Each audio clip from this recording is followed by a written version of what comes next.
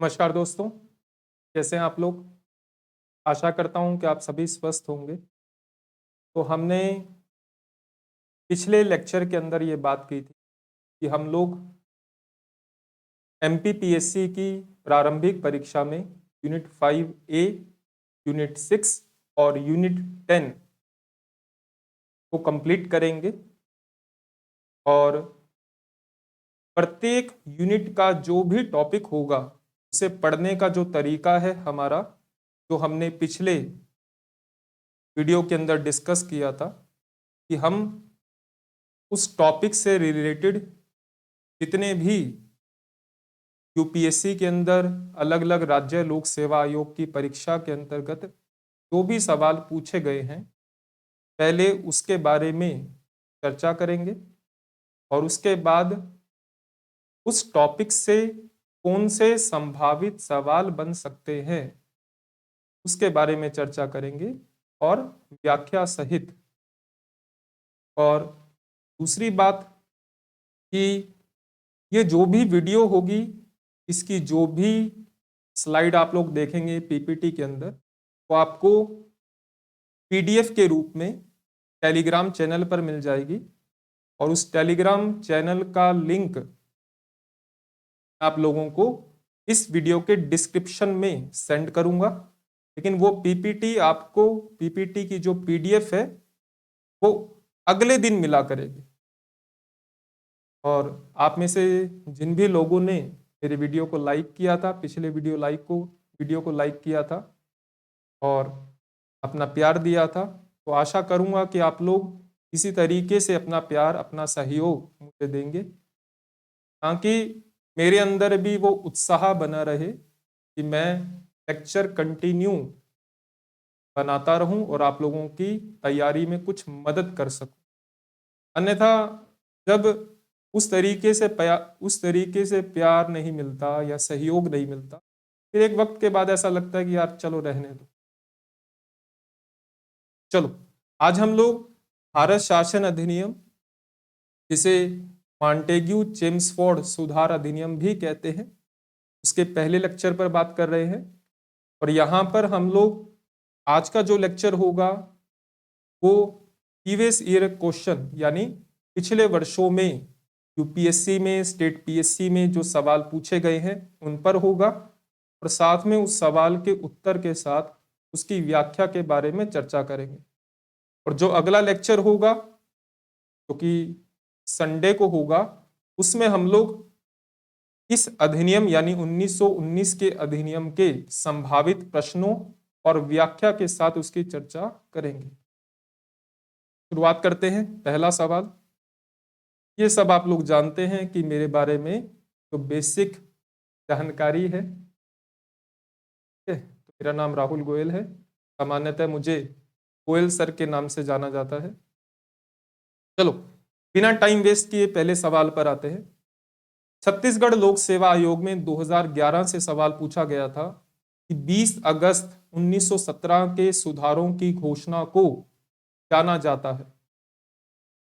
और आपके जो विकल्प थे, मॉन्टेग्यू घोषणा के नाम से, मार्ले घोषणा के नाम से, मिंटो घोषणा के नाम से, या फिर चेम्सफोर्ड घोषणा के नाम से। और आप जानते होंगे कि 20 अगस्त 1917 को जो घोषणा हुई थी उसे मॉन्टेग्यू घोषणा कहते हैं। इसका मतलब यह है, इसका जो सही उत्तर है वह है आपका मॉन्टेग्यू घोषणा। अब क्यों है, इसके बारे में डिस्कस करते हैं। मॉन्टेग्यू घोषणा 20 अगस्त 1917 की थी और इसीलिए इस घोषणा को अगस्त घोषणा के नाम से भी जाना जाता है। और मॉन्टेग्यू घोषणा के आधार पर ही आपका भारत सरकार या भारत शासन अधिनियम 1919 आया था। इस घोषणा के अंतर्गत ब्रिटेन की सरकार ने पहली बार यह घोषित किया था कि वह भारत में क्रमिक रूप से उत्तरदायी सरकार की स्थापना करेंगे। उन्होंने ये नहीं कहा कि हम तुरंत भारत में उत्तरदायी सरकार की स्थापना करेंगे, उन्होंने कहा कि हम क्रमिक रूप से ऐसा करेंगे। इस घोषणा के 4 प्रमुख बिंदु हैं जो कि सामान्यतः हो सकता है कि एग्जाम में आप लोगों से पूछ लिए जाए। जैसे इस घोषणा के अंदर पहला बिंदु यह था कि ब्रिटिश शासन का लक्ष्य भारत में स्वशासन को विकसित करना है, सेल्फ गवर्नमेंट, अर्थात भारतीय अपना शासन स्वयं करे, इस प्रकार की उनकी घोषणा का पहला बिंदु था। दूसरा, स्वशासन एकदम ना दिया जाकर विभिन्न चरणों में दिया जाएगा, क्योंकि ब्रिटेन की सरकार भारतीयों की योग्यताओं पर विश्वास नहीं करती थी। उनका यह मानना था कि हम एकदम सारी शक्तियां, स्वशासन की शक्तियां एकदम नहीं देंगे, क्रमिक रूप से स्टेप बाय स्टेप देंगे। और अगर आपने भारत शासन अधिनियम 1919 पढ़ा होगा तो उसके अंदर एक प्रावधान किया गया था कि 10 वर्ष के बाद एक वैधानिक आयोग का गठन किया जाएगा, जिस बारे में मूल्यांकन करेगा कि भारतीय क्या आगे किन शक्तियों को ग्रहण करेंगे, अर्थात भारतीय कितने काबिल है। 1929 में बनना था, लेकिन 1927 में ही, यानी 2 साल पहले ही ब्रिटेन की सरकार ने 1927 में साइमन कमीशन का गठन किया, जो कि हम लोग 1935 के दौरान पढ़ेंगे। तीसरा, विभिन्न चरणों का निर्धारण भारतीयों द्वारा स्वशासन की दिशा में की गई प्रगति पर निर्भर करेगा, अर्थात भारतीयों ने कितनी प्रगति की उसके आधार पर हम उन्हें सत्ता या स्वशासन की शक्तियां सौंपेंगे। प्रगति के विषय का निर्धारण ब्रिटिश संसद तथा भारत सरकार द्वारा किया जाना था। यहां पर भारत सरकार का मतलब इंडियन गवर्नमेंट का मतलब उस सरकार से है जो कि भारत में शासन कर रही थी, अर्थात जो वायसराय हुआ करते थे, जो उनके सचिव हुआ करते थे, जो उनके कर्मचारी हुआ करते थे, उन्हें भारत सरकार कहकर संबोधित किया जाता था। तो पहले सवाल का उत्तर, जो कि 20 अगस्त 1917 के सुधारों की घोषणा को जाना जाता है, तो मॉन्टेग्यू घोषणा के नाम से जाना जाता है। हालांकि 1919 के अधिनियम को हम लोग मॉन्टेग्यू चेम्सफोर्ड सुधार अधिनियम कहते हैं। मॉन्टेग्यू उस समय भारत सचिव के पद पर थे, यानी सेक्रेटरी के पद पर थे, और लॉर्ड चेम्सफोर्ड उस समय भारत के वायसराय हुआ करते थे। तो 1919 के अधिनियम को जो लागू किया गया, या 1919 का अधिनियम मॉन्टेग्यू घोषणा पर आधारित था, जो कि 20 अगस्त 1917 की थी। इसके बारे में हम लोगों ने अभी चर्चा किया, और इसके साथ इस बात को याद रखिएगा कि मॉन्टेग्यू घोषणा को अगस्त घोषणा के नाम से भी जाना जाता है। दूसरा सवाल, आईएएस यानी यूपीएससी की सिविल सेवा के अंदर 2016 में पूछा गया था कि मॉन्टेग्यू चेम्सफोर्ड प्रस्ताव किससे संबंधित है?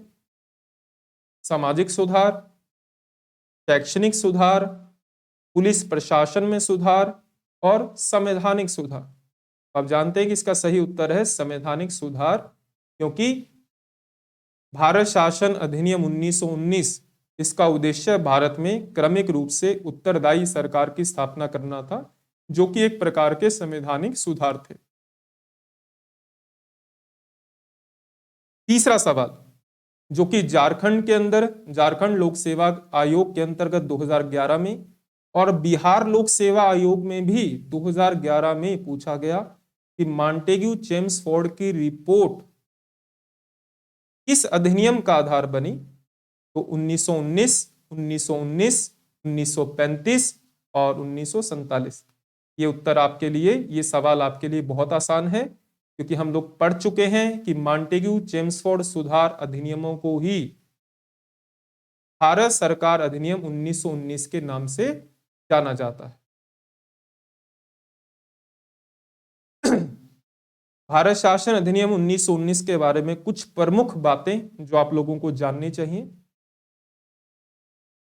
अगर आपने आधुनिक इतिहास पढ़ा है तो आधुनिक इतिहास में एक होम रूल आंदोलन चले थे, जो कि बाल गंगाधर तिलक और एनी बेसेंट के नेतृत्व में चलाए गए थे, जो कि हम संभावित प्रश्नों में इस आंदोलन के बारे में कुछ सवालों की चर्चा करेंगे।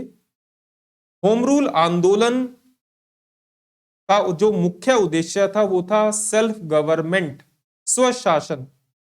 और मॉन्टेग्यू घोषणा जो 1917 में आई, जिसे अगस्त घोषणा भी कहते हैं, और मॉन्टेग्यू घोषणा में ही ये कहा गया था कि भारत में स्वशासन प्रदान किया जाएगा, लेकिन एकदम नहीं बल्कि स्टेप बाय स्टेप। और उसके बाद इस मॉन्टेग्यू घोषणा के आधार पर ही भारत शासन अधिनियम 1919 आया। ये आप लोग जानते हैं, नहीं जानते होंगे तो अब जान गए होंगे। अगला सवाल जो कि बिहार लोक सेवा आयोग में 2011 में पूछा गया कि 1919 में जब मॉन्टेग्यू चेम्सफोर्ड अधिनियम पास हुआ था तब इंग्लैंड का प्रधानमंत्री कौन था। ऐसे सवाल सामान्यतः कई बार नहीं पता होते। तो जो भी कोई अधिनियम आप पढ़ते हैं, आपके एमपीपीएससी में तो दो ही अधिनियम हैं, 1919 और 1935।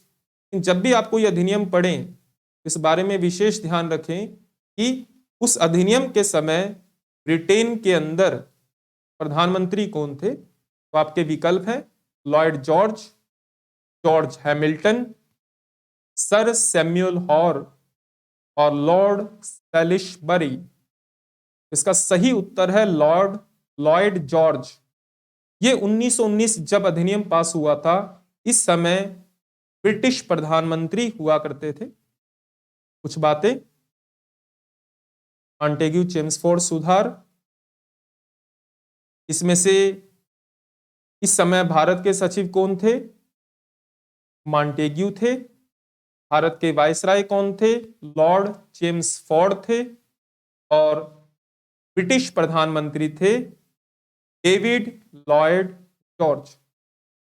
इस बात को, इन तीन बातों को आप लोग याद रखेंगे।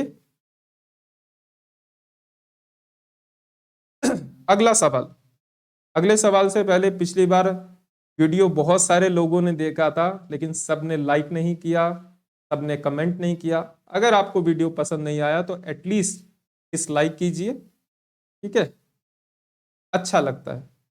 अगला सवाल है कि निम्न में से भारत सरकार अधिनियम 1919 के बारे में असत्य कथन को चिन्हित कीजिए। ये सवाल आया था राजस्थान सिविल सेवा यानी RAS 2016 में, और आपके विकल्प थे।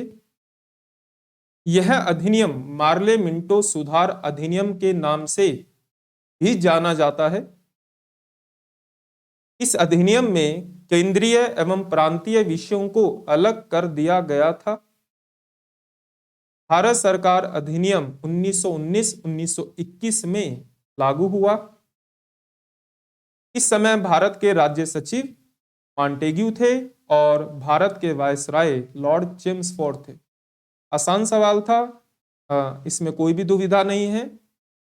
हाँ, अगर आपको ये नहीं पता कि 1919 के अधिनियम को मार्ले मिंटो सुधार अधिनियम कहते हैं, तो आपके लिए टफ हो सकता है, अन्यथा। लेकिन आप लोग ये जरूर जानते हैं कि 1919 के अधिनियम को मॉन्टेग्यू चेम्सफोर्ड सुधार अधिनियम कहते हैं। तो पहला स्टेटमेंट गलत है और इन्होंने असत्य कथन के बारे में ही पूछा है। तो होम रूल आंदोलन के आधार पर मॉन्टेग्यू घोषणा हुई 1917। मॉन्टेग्यू घोषणा के आधार पर एक रिपोर्ट आई थी जिसे मॉन्टेग्यू चेम्सफोर्ड रिपोर्ट या मोंटफोर्ड रिपोर्ट कहते हैं, 1918 में। और आगे चलकर ब्रिटेन की संसद के अंदर एक बिल लाया गया जिसे कहा गया मॉन्टेग्यू चेम्सफोर्ड सुधार विधेयक 1919। और ये विधेयक, ये बिल जो ब्रिटेन की संसद में लाया गया, जिसके द्वारा लाया गया, उस व्यक्ति का नाम था लॉर्ड सेलबॉर्न, जो कि ब्रिटेन की एक विधायक थे, मतलब एक सांसद थे, विधायक कहना गलत होगा। और इस विधेयक के आधार पर भारत शासन अधिनियम 1919 आया, जो कि 23 दिसंबर 1919 को ब्रिटेन की संसद से पारित हो गया था। लेकिन यह अधिनियम 1919 में लागू नहीं हुआ, बल्कि 1921 में लागू हुआ। तो कई सारे सवाल आपके एग्जाम में इससे बन सकते हैं। और मैं पहले कह चुका हूं कि जो भी लेक्चर होगा उसकी पीपीटी की पीडीएफ आपको टेलीग्राम ग्रुप में मिल जाएगी, और उसका टेलीग्राम ग्रुप का जो भी लिंक होगा वो मैं आपको इस वीडियो के डिस्क्रिप्शन में सेंड कर दूंगा, लिख दूंगा। अगला सवाल, भारतीय इतिहास के संदर्भ में द्वैध शासन, डायरार्की कहते हैं इसे इंग्लिश में, सिद्धांत किसे निर्दिष्ट करता है? आईएएस की परीक्षा 2017 में सवाल आया। कई बार ऐसा देखा गया है कि अलग अलग राज्य लोक सेवा आयोग के अंदर, यूपीएससी के अंदर, सीडीएस के अंदर, असिस्टेंट कमांडेंट में, एसएससी में जो सवाल पूछे जाते हैं प्रत्यक्ष व अप्रत्यक्ष रूप से वही सवाल रिपीट हो जाते हैं। और इस बार एमपीपीएससी में जो सवाल 1919 के अधिनियम से आया था वो राजस्थान के अंदर पहले पूछा हुआ है सवाल। तो हम लोग इसी तरीके से करेंगे, एक लेक्चर प्रीवियस ईयर के सवालों का जो कि यूपीएससी अदर स्टेट पीएससी से रिलेटेड होंगे, और एक संभावित सवालों का जो मेरे अनुसार या मेरे अनुभव के अनुसार बन सकते हैं। बात करते हैं इस सवाल की कि भारतीय इतिहास के संदर्भ में द्वैध शासन सिद्धांत, हायरार्की प्रिंसिपल किसे निर्दिष्ट करता है? विकल्प है केंद्रीय विधानमंडलों को 2 सदनों में विभाजन, जैसे संसद के 2 सदन होते हैं ना, लोकसभा, राज्यसभा। तो क्या द्वैध शासन सिद्धांत का मतलब यह है कि केंद्रीय विधानमंडल में 2 सदनों का होना, या फिर 2 सरकारें, केंद्र सरकार, राज्य सरकार, या फिर 2 शासक समुच्चय, एक लंदन में और एक दिल्ली में, और चौथा प्रांतों में प्रत्यायोजित विषयों का 2 वर्गों में विभाजन। इसका सही उत्तर तो है डी। अब द्वैध शासन सिद्धांत क्या होता है इसे थोड़ा सा समझते हैं। द्वैध शासन का जनक किसे कहा जाता है? सबसे पहली बात तो ये याद रखिएगा कि द्वैध शासन यानी डायरार्की का जनक लियोनिल कार्टिस को कहा जाता है, लियोनिल कर्टिस को कहा जाता है। द्वैध शासन शब्द का उपयोग कई जगह आधुनिक भारत के अंदर कई जगह आता है, जैसे बंगाल में जो द्वैध शासन था कि दीवानी कार्य और निजामत कार्यों को अलग अलग रखना, जो 1765 में शुरू हुआ क्लाइव के समय, 1772 में समाप्त हुआ वॉरेन हेस्टिंग के द्वारा। एक तो ये शब्द आता है। दूसरा आता है ईस्ट इंडिया कंपनी में द्वैध शासन, जो 1784 में शुरू हुआ और 1858 में समाप्त हुआ।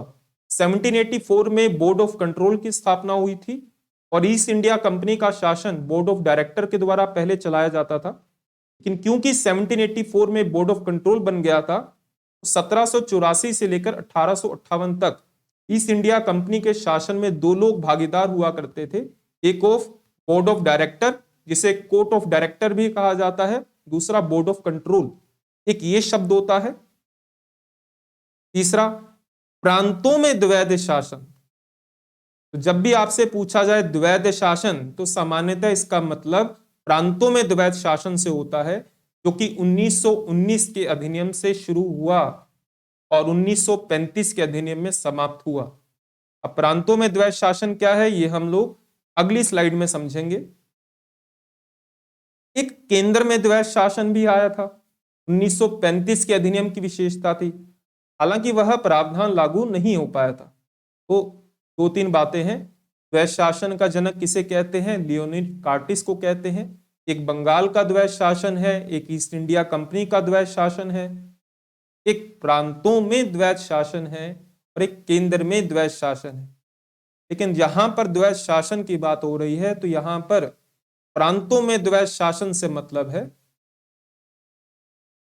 तो प्रांतों में पहली बार द्वैध शासन की स्थापना 1919 के अधिनियम से हुई। इसके अंदर क्या हुआ कि प्रांतीय विषय दरअसल 1919 के अधिनियम में कार्यों को 2 भागों में बांट दिया गया था, केंद्र सरकार के कार्य, प्रांतों के कार्य। और प्रांतों के कार्यों को या प्रांतों के विषयों को भी दो भागों में बांट दिया था, और इसे कहते हैं द्वैध शासन, प्रांतों में द्वैध शासन। एक को कहा गया था आरक्षित विषय, रिजर्व, और दूसरे को कहा गया था हस्तांतरित विषय, यानी ट्रांसफर सब्जेक्ट। अब ये क्या है, ध्यान से समझिएगा। 1919 के अधिनियम में कार्यों को दो भागों में बांटा गया। कुछ कार्य केंद्र सरकार के पास रहे, कुछ कार्य राज्य सरकारों के पास रहे। राज्यों को प्रांत कहा जाता था, प्रोविंसेस कहा जाता था। तो प्रांतों के कार्यों को भी दो भागों में बांटा, एक को कहा गया आरक्षित और एक को कहा गया हस्तांतरित। अब ये क्या थे? आरक्षित विषय का मतलब कि जहां जो प्रांत का जो गवर्नर है, जैसे वर्तमान में राज्य में राज्यपाल होता है, राज्यपाल को इंग्लिश में गवर्नर ही कहते हैं। तो जो प्रांत का गवर्नर है वो अपनी इच्छा से निर्णय ले सकता है, किसी के प्रति, जनता के प्रति उत्तरदायी नहीं है। ऐसे विषयों को कहा जाता था आरक्षित विषय। और इसमें सबसे महत्वपूर्ण विषय रखे गए, फाइनेंस रखा गया, डिफेंस रखा गया, कम्युनिकेशन रखा गया। क्योंकि ब्रिटेन की सरकार उत्तरदायी शासन स्थापित करना चाहती है, लेकिन बाहर से, अंदर से उसकी इच्छा नहीं है। वो अपना कब्जा बनाए रखना चाहती है।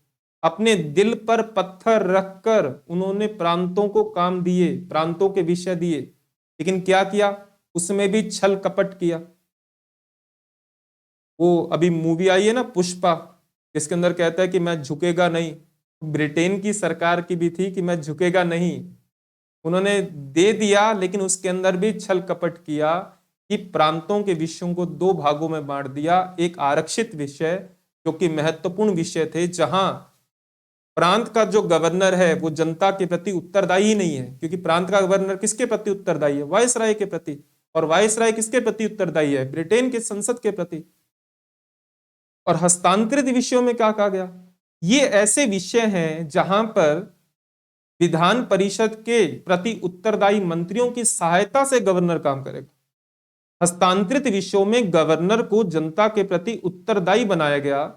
लेकिन ये विषय कैसे थे? शिक्षा, स्वास्थ्य, कृषि। लेकिन इसके लिए पैसा कहां से आएगा? वित्त। वो रख दिया आरक्षित विषय में। इसी को कहा जाता है प्रांतों में द्वैध शासन व्यवस्था। और प्रांतों में द्वैध शासन का जनक किसे कहा जाता है? लियोनिड कार्टिस को कहा जाता है।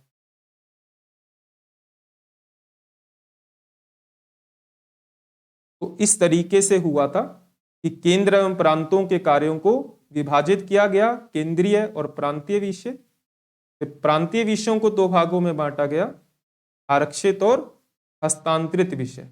यानी भारत शासन अधिनियम 1919 के द्वारा पहली बार उत्तरदायी शासन को स्थापित करने के लिए मॉन्टेग्यू घोषणा के आधार पर केंद्र और प्रांतों के बीच में कार्य बांटे गए।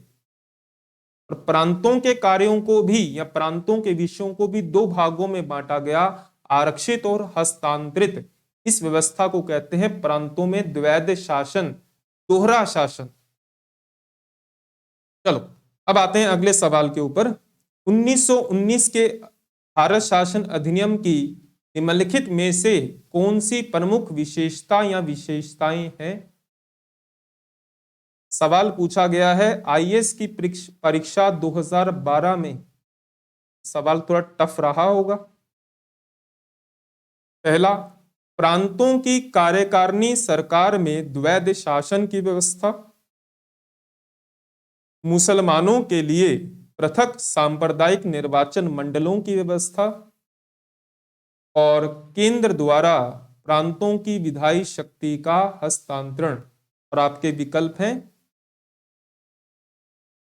इसी में से सवाल खूब आते हैं, केवल एक, केवल दो और तीन, केवल एक और तीन, या एक, दो और तीन।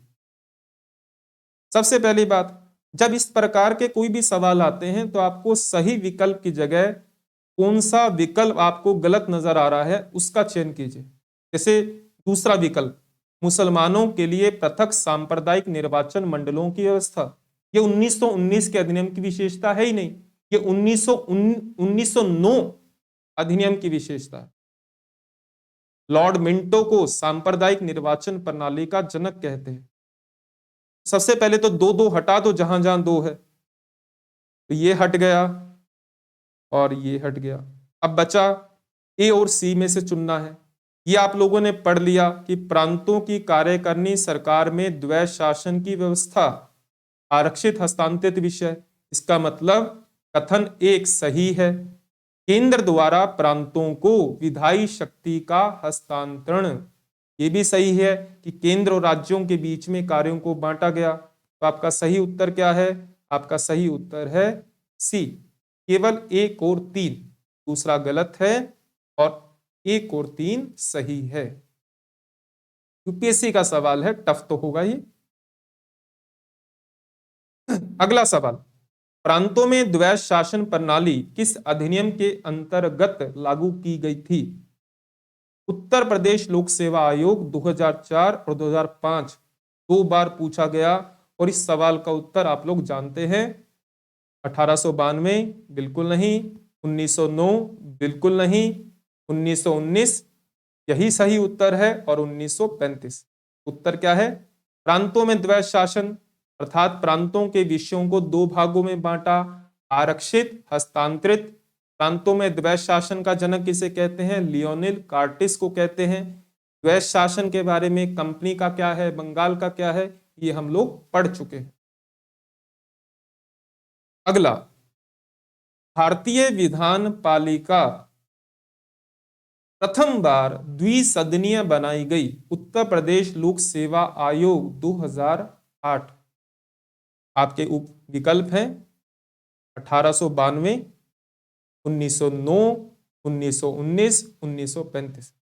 हालांकि हम लोग 1919 पढ़ रहे हैं तो उत्तर तो आप लोगों को पता ही है कि 1919 उत्तर है, लेकिन क्या है ये? भारतीय विधान पालिका में प्रथम बार द्विसदनीय है। ये द्वैध शासन नहीं है, द्विसदनीय है। संसद के 2 सदन होते हैं, लोकसभा, राज्यसभा। ये वाली व्यवस्था की बात हो रही है। इसे हम थोड़ा सा व्याख्या से समझते हैं। प्रांतों में पहली बार द्वैध शासन व्यवस्था की स्थापना की गई, प्रांतीय विषयों को 2 भागों में विभाजित किया गया, ये तो हम लोग पढ़ चुके हैं। अगली स्लाइड होगी शायद। हाँ, केंद्र में द्विसदनीय विधानमंडल। सवाल यही है, भारतीय विधान पालिका प्रथम बार द्विसदनीय कब बनाई गई? तो विधान पालिका का मतलब विधायिका से है और विधायिका यहां पर मतलब है केंद्र में। और उस समय इसके 2 नाम हुआ करते थे, राज्य परिषद और विधानसभा। वर्तमान में हम इसे कहते हैं लोकसभा और राज्यसभा। विधानसभा को वर्तमान में लोकसभा कहते हैं जो कि निचला सदन होता है, राज्यसभा को उच्च सदन कहते हैं। लेकिन उस समय ऐसे नाम नहीं थे, उस समय नाम रखे गए थे राज्य परिषद और विधानसभा, जैसा कि आप देख पा रहे हैं। और ये किस अधिनियम की विशेषता है? 1919। सवाल क्या था? मैं सवाल को दोबारा रिपीट करूं।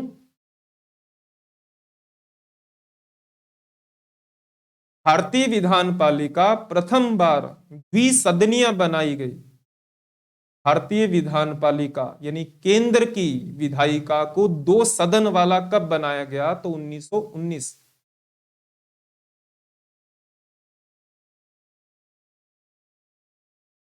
याद रखिएगा कि अगर आपसे पूछा जाए केंद्र में द्विसदनीय विधायिका तो 1919 अधिनियम आएगा, राज्यों में द्विसदनीय विधायिका तो उत्तर आएगा 1935। ये आपको याद रखना है। जब हम 1935 का अधिनियम पढ़ेंगे तब भी मैं इसके बारे में पुनः चर्चा करूंगा। तो अगर आपसे पूछा जाता है कि भारतीय विधान पालिका पहली बार द्विसदनीय कब बनाई गई तो उत्तर आएगा 1919। इसके 2 सदन नाम रखे गए थे, राज्य परिषद और विधानसभा। लेकिन अगर ये पूछा जाए कि प्रांतों में द्विसदनीय विधायिका तो उत्तर आएगा 1935 का अधिनियम।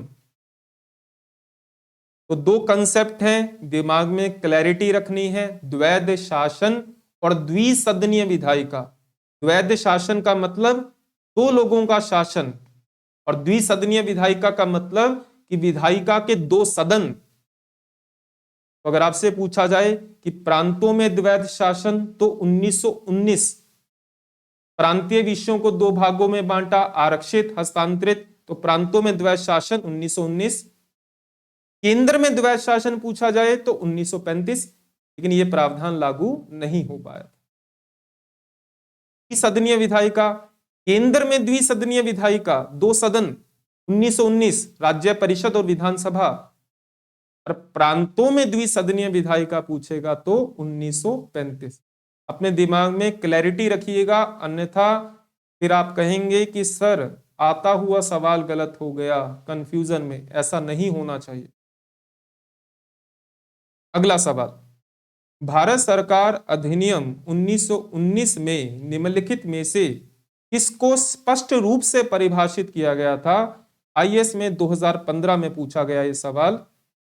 न्यायपालिका एवं विधायिका के बीच शक्तियों का पृथक्करण, सेपरेशन। दूसरा, केंद्र एवं प्रांतीय सरकारों की अधिकारिता। भारत में सेक्रेटरी ऑफ स्टेट की शक्तियां उपयुक्त में से कोई नहीं। लॉजिक लगाइएगा, उत्तर आएगा बी। केंद्र और राज्यों के बीच में शक्तियों का बंटवारा, कि प्रांतों के विषयों को 2 भागों में बांटना, आरक्षित, हस्तांतरित। इसका सही उत्तर आएगा केंद्र एवं प्रांतीय सरकारों की अधिकारिता। यानी केंद्र के कार्य क्या है, प्रांतों के कार्य क्या है, फिर प्रांतों के अंदर आरक्षित विषय, हस्तांतरित विषय, जिसे द्वैध शासन कहते हैं।